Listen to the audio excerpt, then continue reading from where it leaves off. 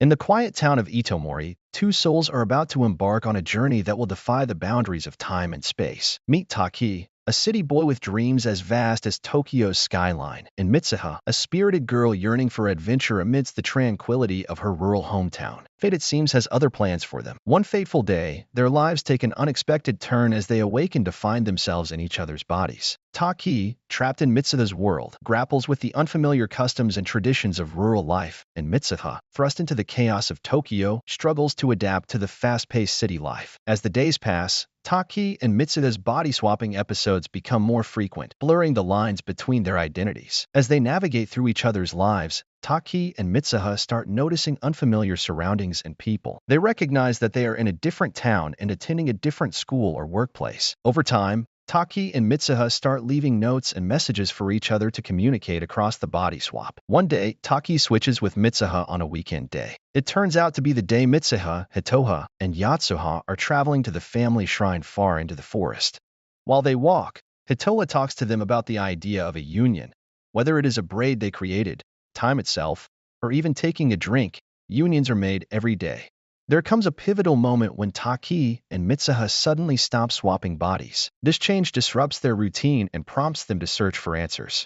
Taki, wanting to switch back, goes on to find Mitsuha in real life. However, he has to rely on his memories to find her hometown. When he eventually finds her town, he realizes it was destroyed by a comet 3 years ago. This is when he realizes that their timeline has a 3-year difference. Taki finds his way to the shrine of the Mitsuha's family, still intact. He travels inside and finds the sake Mitsuha and her sister left.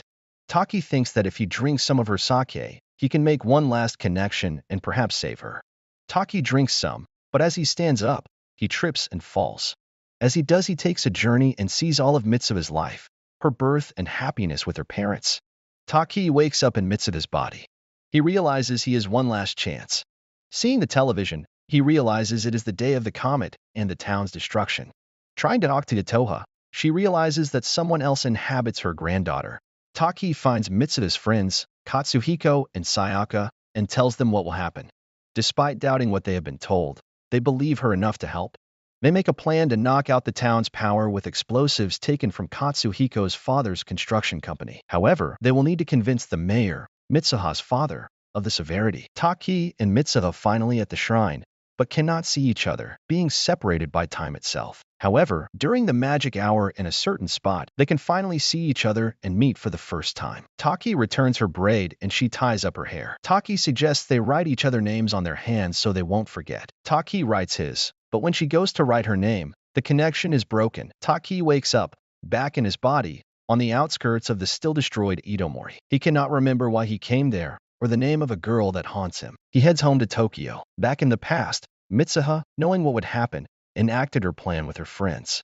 They blow up the power grid with explosives, switching on emergency power. The mayor is trying to figure out who is sending out this false warning. Eventually, Sayaka is caught and the warning is turned off. Mitsuha begins to run but becomes increasingly despondent as she cannot remember Taki's name. She trips and falls looking at her hand. She sees that Taki, instead of writing his name, wrote "I love you." Shocked and in tears, she continues to run before reuniting with her father in a building. The comet fragment still hits the town, destroying it 5 years later.